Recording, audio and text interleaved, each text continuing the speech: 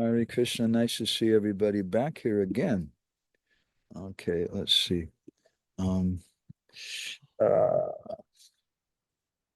so we were speaking about this four types of exclusive persons from Hari Bhakti Vilas, Dharma Nardharina, someone who's not interested in Vanashram Dharma, Anyasarva Nirapekshita, someone who's indifferent to everything, all fruitive activities and dry philosophy and things. They're only interested in bhakti. Vigna kulat vepimano rati parata, and how this third type of exclusive person, they don't lose their devotional attachment even when some obstacles arrive. And premaika rasata, someone who's exclusively absorbed in prema. So then he gives some different examples.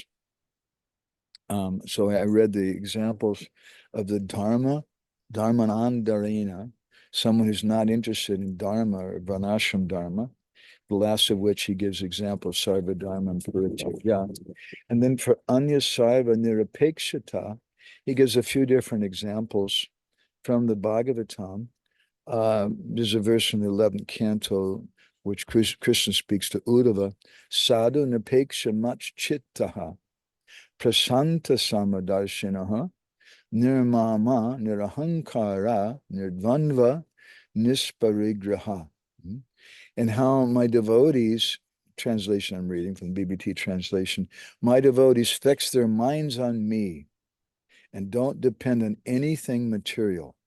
They're always peaceful, endowed with equal vision, and free from possessiveness, false ego, duality, and greed. Okay, that was his example of Anyasarva Nirapekshita, that that's 11:26:27. They're completely independent from fruitive activities, etc. And the third type of exclusivity that Sanatana Goswami speaks about is Vigna Kulatvepi Manorati Parata. That you don't lose your devotional attachment even when problems arise. And I've seen this with many devotees. We speak about this sometimes, that I've met a lot of persons since I've been around the devotees since 1972. I've been around Prabhupada's books. I met the devotees in 1978. And I've met quite a few persons who've left devotional service. And generally, I've never met anybody who left and said, yeah, I didn't like that food. I didn't like the prasadam. Nobody left because of prasadam. I've never met anybody who left because they didn't like kirtan. I've never met anybody who left because they didn't appreciate the Bhagavad Gita, the Bhagavatam. But practically everybody who leaves because there was some problem, some conflict with some devotees. And they felt angry with the institution. And they identified the process of bhakti with the institution, which is kind of a backfiring thing. Sometimes as preachers, we put the two together. The institution is bhakti. We present like that, and there's a reason devotees do that. In certain places, like in Hungary, unless you're going to the temple is bhakti in that sense. It's like practically the only opportunity. It's not actually the only opportunity. We can practice at home, but sometimes we package it like that. And then what happens if somebody becomes unhappy with the temple, unhappy with the managers, then they just give up bhakti because this is what bhakti is. And they write bad things about the devotees. So Sanatana Goswami then gives a verse from the Skanda Purana. Yasha Kritya Gatashapi Keshave. No, it's not the. Yasha Kritya Gatashapi Keshave. That's not it either. Yasha Kritya Gata Shapi Kesave Ramate Manaha Navichuta Cha Bhakti Vaisachai Savai Bhagavato Nara Apadgata Yashiha Bhakti Avyabhicharani Nanyatra Ramate Chitam Savai Bhagavato Nara. So it describes what is a first-class devotee. Savai Bhagavato Nara. This is the best devotee. is someone who their mind doesn't deviate from the lotus feet of Krishna, not even for a moment, even when they're put in great problems, great difficulties. That's a first-class devotee. Even when there's so many calamities and things that are going on, their mind is never diverted to anything other than the service of Krishna. Sounds familiar to us, right? Okay. And the fourth type of ekantic person is premaika rasata. And the example given in the Bhagavatam, an example given by Sanatana Goswami and Hari Bhakti Vilas, is the fifth chapter, third verse of the fifth canto, 553. And Lord Rishabdev says, Yavai Mayise Krita Sori Dharta Janeshu Dehambara Vartikeshu Griheshu Jayat Majarati Matsu Napriti Yukta Yavat Artis Chaloke. That someone, Lord Rishabdev says that those persons who put their love in me and they consider that love to be the highest goal of life, who don't love materialistic people, who are not in love with their house, not in love with their car. Doesn't say that in the Bhagavatam, but it means that. Not even they have a beautiful little small house or small white car, they're not in love with it, or their garden. They're not in love with their children, or the wife, or their friends. And they don't desire money anymore, any more than required to stay alive. That person is really a devotee. That person's a saintly person. And this is the purpose of our movement. So let's shift a little bit now and be a little more, what's the word, topical. So I'd like to share with you something from Srila Prabhupada. This is, let's see.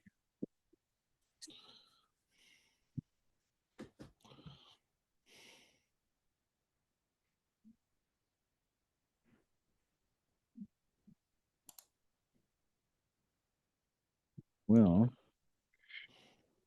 it's not working very well. There we go. No, it's not it either.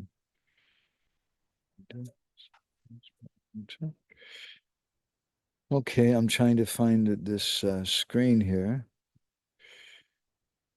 It's really becoming a problem. There we go. So this is from a lecture Srila Prabhupada gave in 1973, in November 12th, in Delhi, in India. Prabhupada said, we're making a little teeny effort. How to make people happy. Our only business is to make people happy. We have no other desire. We don't say, you give us some money in exchange of your Krishna consciousness. No, that's not our business. We are not merchants. We are spreading this Krishna consciousness free of charge. We are engaged servant of Krishna. Krishna will provide for us. Krishna will provide for us. This is Srila Prabhupada's statement of the purpose of this movement. Our only business is to give people Krishna Prema. That's the purpose of this movement, not just to teach them to follow four regulated principles and to be vegetarian and to shave their face. It's important. And to wear dhoti and kurta, have a certain dress style. That's not the purpose of the movement. Although sometimes some people think that it is. Because Bhaktivinoda says there's two types of persons, Bahirmukjanas, external, and antarmukjanas, internal. And the Bahirmukjanas, the external persons, they're always saying, who's a member of the building, the church, who dresses properly, who shaves every day, is this or that. And that's the real member. They see things in an external way. But Srila Prabhupada wanted devotees to be antarmukjanas, internal persons, and appreciating in the same way that Krishna appreciates. Krishna's Bhavagrahi, Janardhan. He appreciates the sentiment of the devotees. And just like the famous story we probably all heard, Srila Prabhupada was sitting giving a talk once in 26 Second Avenue, and a drunken bum wandered into the storefront. And and he said, "Here, I got something for you." He had a roll of toilet paper. And he went to and he charged in through the meeting, disrupted everything. And the devotees were going to jump up and throw him out. And Prabhupada said, no, no, he's offering service. He offered a roll of toilet paper, which devotees are not supposed to use. Hare Krishna. So there's another statement from Srila Prabhupada, another discussion. This is from a room conversation in 1969, very early days, in San Francisco on April 1st. Let me share this with you. I really like this discussion very much. Here we go. Prabhupada said, the best form of religion is which when one, by performing, one becomes elevated to devotional service of the Lord, not just religious formalities. One has to test by the result. Valina parichite. You're a Christian. You're a Christian. I'm a Hindu. He's a Mohammedan. That's all right, Prabhupada said. You're very good. I'm very good. He's very good. But what is the result of your following religion? Have you attained love of God? Simply, I go to the church, I go to the temple, and I do all kinds of nonsense. I have no love for God. I have love for my Maya. And I simply go. That is useless. It doesn't matter whether you're Hindu or Christian or Muslim or anything. It doesn't matter. Bhagavatam says, Savai Pum Samparo Dharmo. That sort of religion is nice, is the best by which you can develop love of God. That religion is the best by which we develop love for God. So if you put to test all types of religion by this formula of the Bhagavatam, you'll understand which religion is the best. You don't have to ask anybody. This is the test of religion. How much love of God you've developed. And that's the purpose of this movement. And we have, just like if you send someone a present, a gift for their birthday, and you put it inside of a nice, beautiful box. Radharaman, we send him some very nice, expensive jewelry and some silken cloth or something inside of a beautiful box. And he gets the box, and it's such a nice box. And he loves the box. And he never opens the box up. He just loves the box. What is the value of that? It's madness. Bubba, open the box. Look at what's inside. The box is important. Without the box, all the articles will fall out. You may lose them. So the institution or this formal system of religion which Srila Bhaktisiddhanta established is helpful for us. We keep it all together in one way. We have people who watch over us, people who tell us what to do, and this and that, and it helps. But the purpose is not the box. The purpose is the gift on the inside, and we need to bear that in mind. So, I've got a couple of things I would like to share. Maybe I'll just go ahead and stop here, and we'll take some discussion if devotees have any comments or questions. And perhaps we'll see how what I think next week. Perhaps we'll continue further with the same verse next week, because it's such a very, very important topic. This is the most foundational principle there is. Sometimes we think, oh, this is a very high thing, talking about Krishna Prema. Of course, it's a high thing, but it's also the most basic thing. It's the first thing that we should hear about, love of God. Srila Prabhupada in 1969 with a bunch of drugged out hippies in San Francisco is speaking about this thing. The purpose of your religion is love of God. And if you don't get that love of God, then what is the purpose of it? At the least, Narottam Das Thakur is teaching us here, we should understand this principle, the importance of it. And by hearing this, maybe we'll get some desire that I can become a kantik, and I'll just desire this Krishna Prema. And to come to that point, as we were speaking a little earlier, we need to pray constantly. We need to pray for mercy. I remember Fakir Mohan Prabhu, as I was mentioning, him, born at midnight on Janmashtami. He grew up hearing the songs of Bhaktivinoda Thakur and Narottam Das Thakur. He was worshiping Jagannath. He told me once as a little boy, when he was like 5, 6 years old, he took a deity of Jagannath and tied him to the ceiling of his room so that when he went to sleep at night, he could look up and see Jagannath. He was an amazing devotee his whole life. And he passed away, I don't know how many years ago, Krishna Kun? 6 years ago or something, 6, 7 years ago. We were fortunate to be next to his bed, singing, chanting while he was leaving this world. And I would see he's an old man, he's 70, 80 years old. And everybody he would meet, including brand new devotees, even the mother of Parthasarathi Maharaj, who was not a devotee, Fakir Mohan would he'd ask her, please bless me, please bless me. He was asking everyone for blessings. He offered obeisances. The Parthasarathis mother in Vrindavan. She's not a devotee. She didn't know what's this old guy doing, getting down on the ground and bowing to me. And she was confused. He got up and he said, no, we really mean it. Yes, this is our culture. Your son is an exalted devotee. So you're a very special person. I want your blessings. And he would speak like that to everybody. Fakir Mahaprabhu, at the age of 12, he'd memorize the entire Amarakosh dictionary. Like, 1,000-page dictionary. He memorized the entire thing by heart. At the age, he was an amazing scholar, amazing devotee, but that was his mood, such a humble mood. And this is what we're understanding from this verse today of Narottam Das Thakur, the importance of praying and crying out for Krishna Prema. So I'm going to go ahead and stop there. I don't know how much longer our pre-meeting time is, but we're on the clock, and we need to stop pretty soon because the ladies here have to go for the thermal baths, right? That's what you told me. Okay, anybody have any comments or questions, protests? Anybody angry with what we spoke today? I hope not. Okay.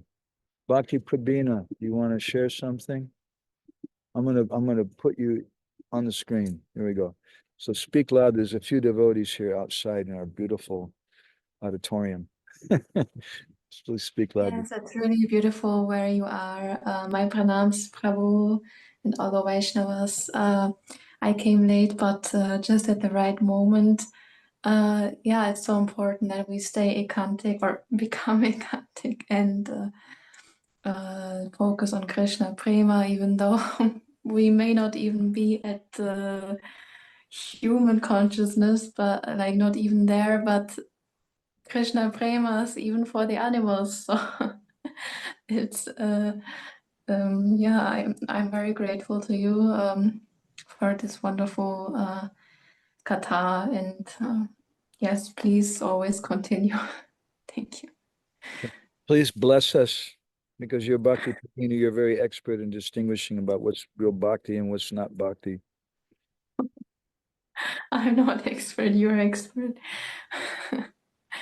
Krishna. Thank you. Kalindi, you want to share something? Speak loudly, please. Yeah. I just have a question because we are speaking about prem, about love, and sometimes I hear that even devotees, they describe that there is spiritual love, but there is some another kind of material love. But my question is, does actually this material love exist, or there is only one type of love, like, really? Because the question is whether this other thing can we consider of love. Obviously, there's like Srila Prabhupada once was in the home of Mukunda, later Maharaj, and there was a small kitten, and Prabhupada was playing with it with his feet. And Prabhupada commented, he said, just see, there's love even here in the material world. But that love is like a perverted reflection. And Jagadananda Pandit In his Prema Vivarta, he describes very beautifully. Piriti, piriti, piriti, bode, piriti, bujale ke. Jejana piriti, bujite pare, braja gopi hoya se. Everybody's running around saying, piriti, piriti, piriti, bode, love, love. I remember I met the devotees the first time in 1978 at the Rainbow Gathering in Washington State in America. And it's a bunch of crazy hippie people in the forest. And and everybody, they meet each other and say, I love you. And they get on the mountaintop and they're calling out in the middle of the night, like all day, I love you. So everybody's talking about love and all the songs and all the movies and all the books. But what is really love? Hmm? And it's the gopis of Vrindavan.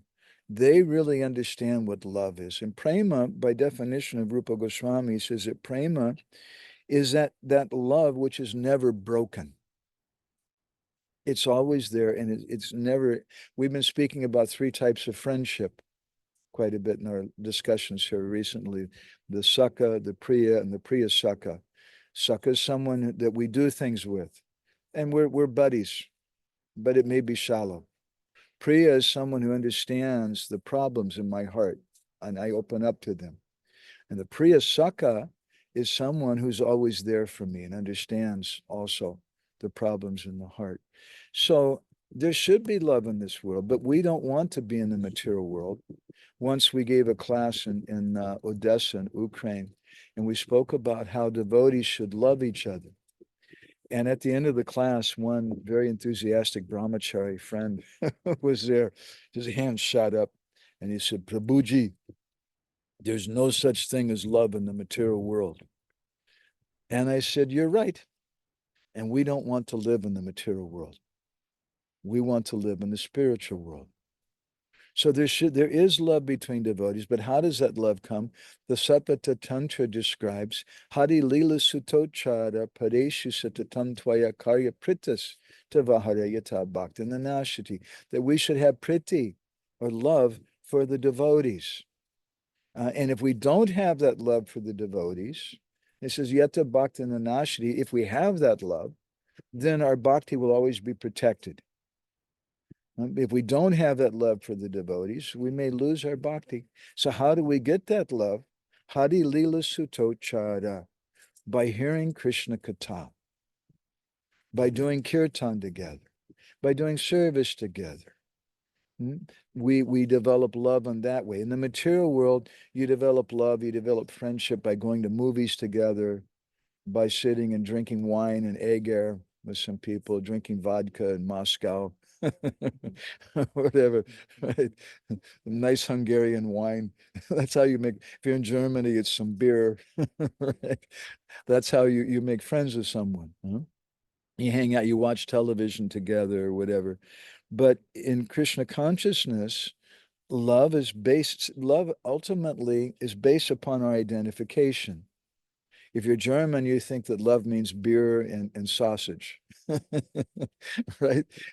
And if you're Russian, I guess you think it means vodka and grechka, something. And if you're Hungarian, it means goulash and wine, right?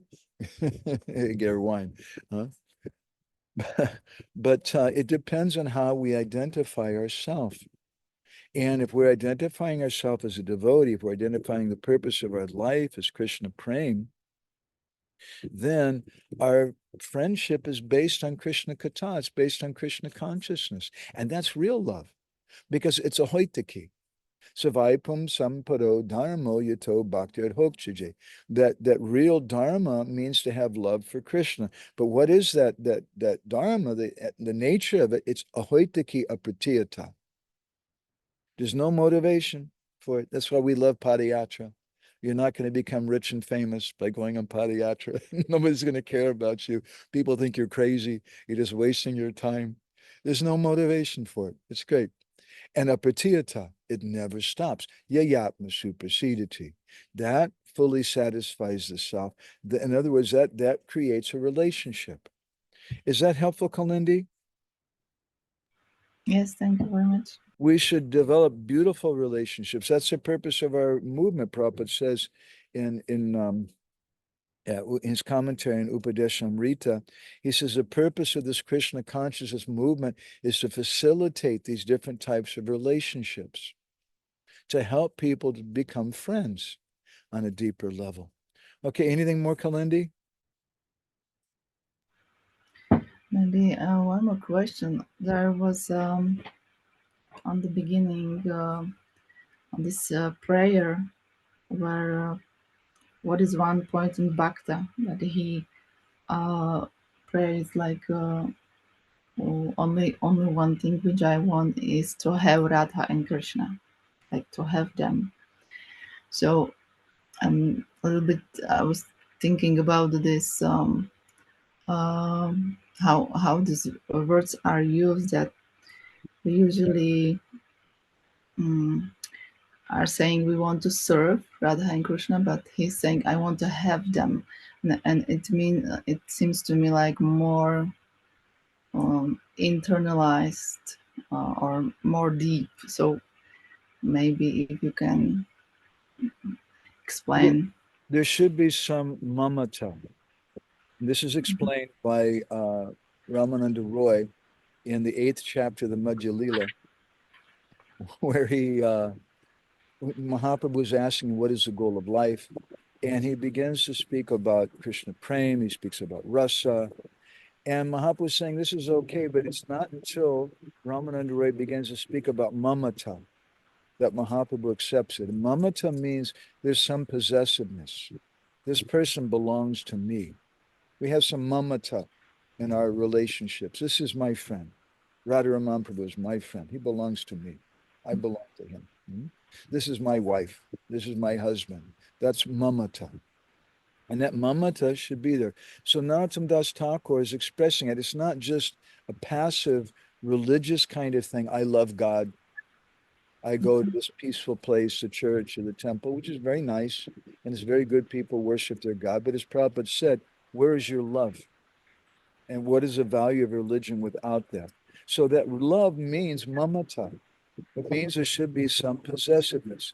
And so Narottam Das Thakur is expressing that in that earlier prayer that we read from Prem Bhakti Chandrika, the Jivane Marani Gati Radha Krishna Pranapati, that in life or in death, this is my only goal of Radha and Krishna. Radha Krishna Prana more Yugala Kishore, Jivane Marani Gati Aranahi more. Famous song. Narottam Das Thakur is singing there also that Radha Krishna Prana more. They're more, they're mine, they're my pran, they're my life. So this is a sense of mamata, and it's not something that we can imitate. Sometimes devotees, they say, oh Prabhu, we should think about Krishna belongs to me. I'm personally not against that. That's a nice thing to think. It's better than thinking that some nonsense thing belongs to me. This car belongs to me, or my daughter belongs to me, or this or that. That's better, but we should have something genuine.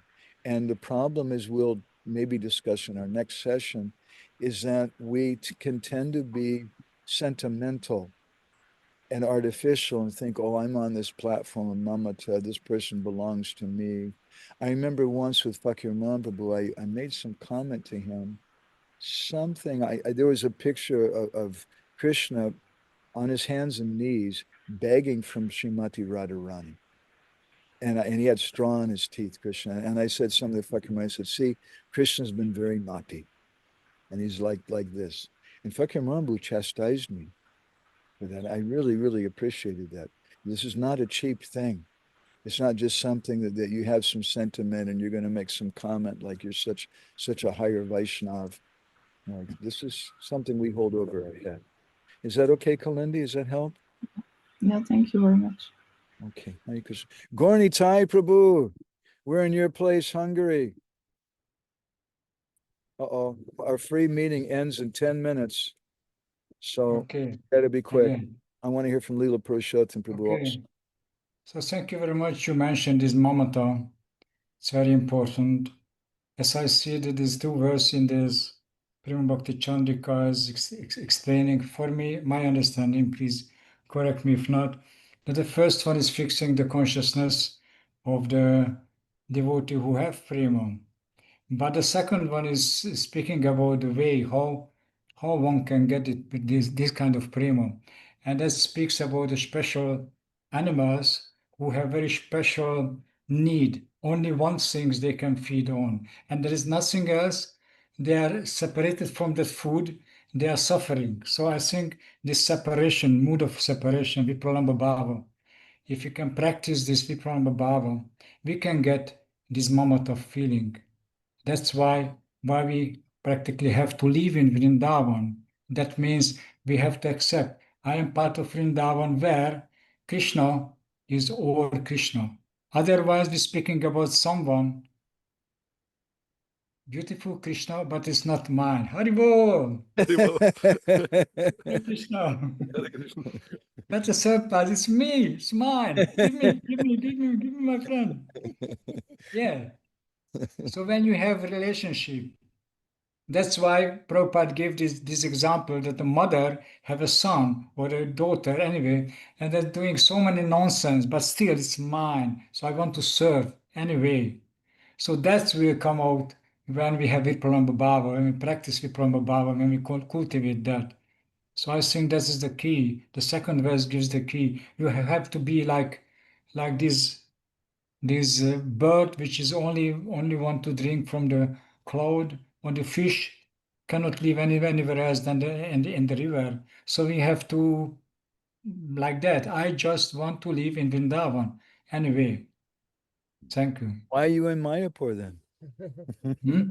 Why are you in Mayapur if you only want to live in Vrindavan? Yeah, good You're question. in Vrindavan because you're serving your Guru Maharaj. Yeah. So Spiritual master is Vrindavan, serving master is the same place.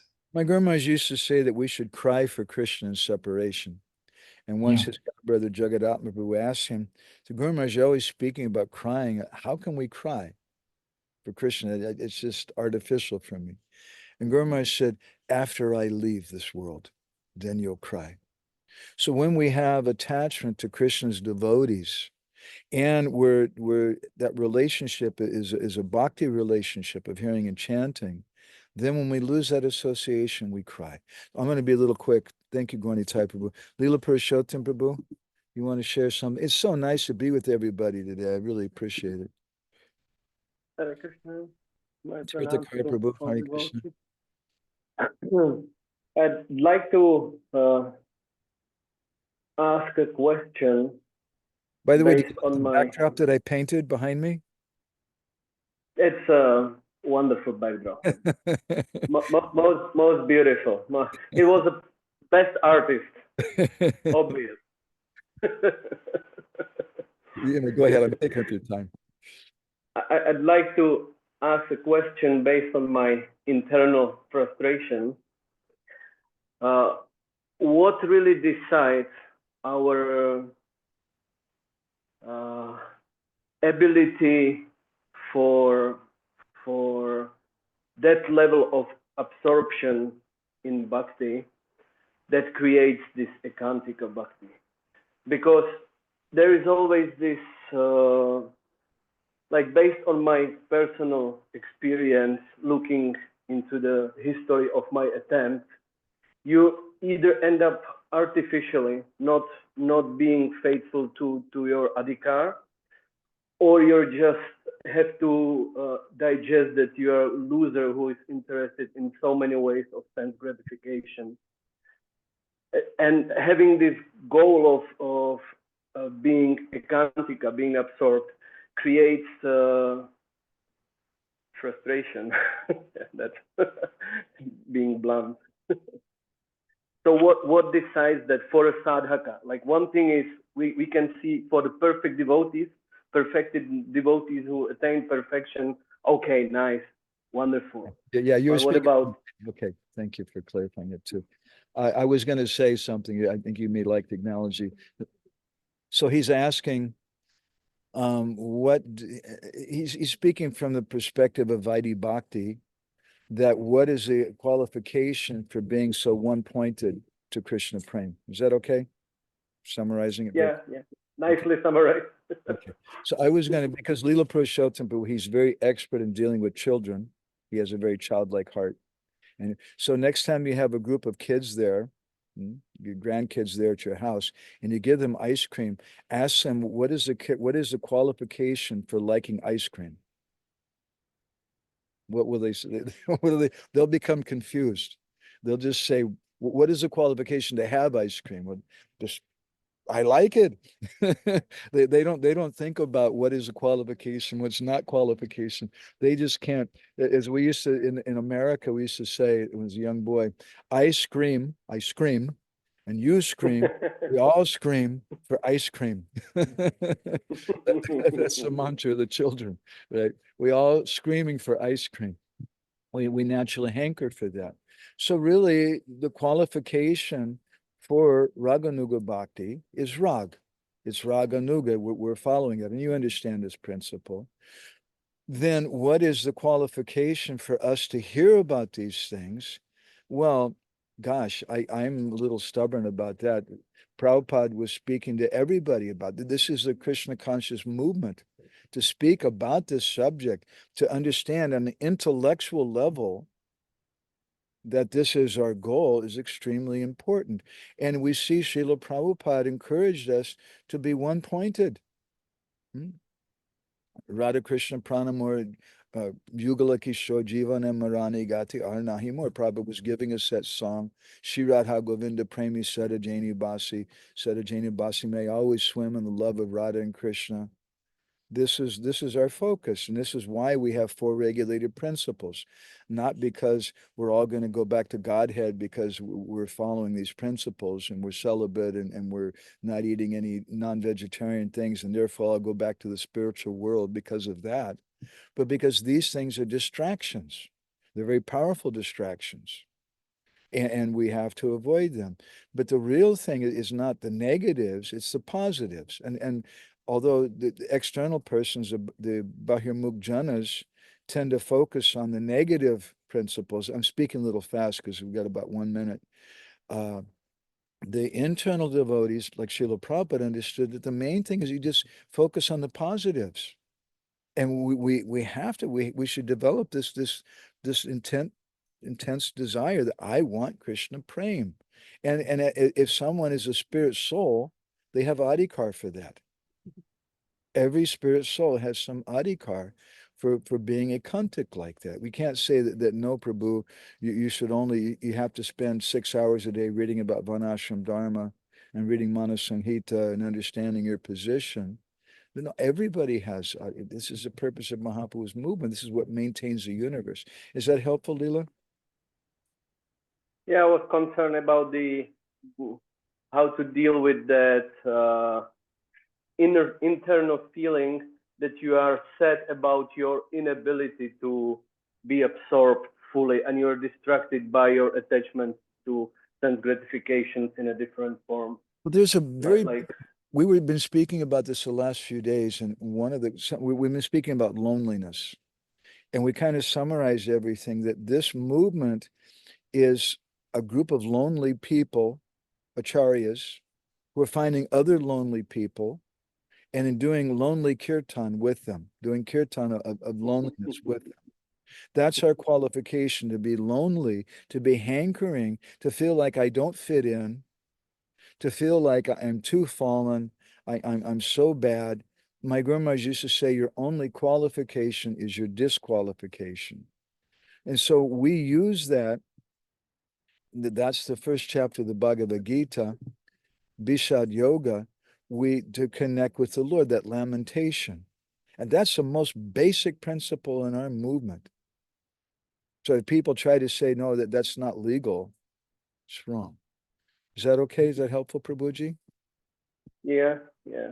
I'm going to copy Gorni Tai Prabhu's comment here. It's a nice thing. Yeah, and we should